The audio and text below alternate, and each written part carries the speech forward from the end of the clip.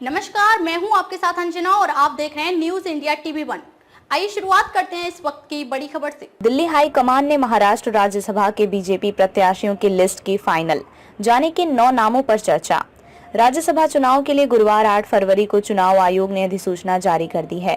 इसके साथ ही नामांकन की प्रक्रिया शुरू हो गई है। प्रत्याशी 15 फरवरी तक अपने नामांकन पत्र भर सकेंगे। मतदान 27 फरवरी को होगा। महाराष्ट्र में खाली हुई 6 सीटों के लिए चुनाव होंगे। बीजेपी ने 9 नामों की सूची हाईकमान को भेजी है। महाराष्ट्र कोटे की 6 रिक्त सीटों में से बीजेपी कोटे में 3 सीटें आ सकती हैं। शिंदे सेना, एनसीपी, अजित पवार गुट और कांग्रेस के खाते में एक एक सीट जा सकती है। बीजेपी ने चौथी सीट के लिए उम्मीदवार उतारा तो ही मतदान होगा, वरना चुनाव निर्विरोध हो सकता है। वैसे बताया जा रहा है कि महाराष्ट्र बीजेपी ने अलाकमान के पास 9 लोगों के नाम भेजे हैं। बताया जाता है कि नारायण राणे, विनोद तावड़े, पंकजा मुंडे, विजया रहाटकर, अमरीश पटेल, माधव भंडारी, चित्रा वाघ, हर्षवर्धन पाटिल और संजय उपाध्याय के नाम शामिल हैं।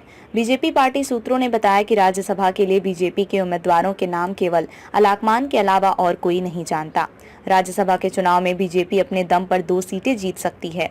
तीसरी सीट के लिए शिंदे सेना की मदद लेगी और अगर बीजेपी ने चौथी सीट पर उम्मीदवार उतार दिया तो उसे महाविकास आघाड़ी के घटक दल कांग्रेस, उद्धव सेना और शरद पवार की एनसीपी में सेंधमारी करनी पड़ेगी। बताया जा रहा है कि कांग्रेस के कुछ विधायकों से फडणवीस के लोग संपर्क में हैं। पवन खेड़ा का नाम सबसे आगे।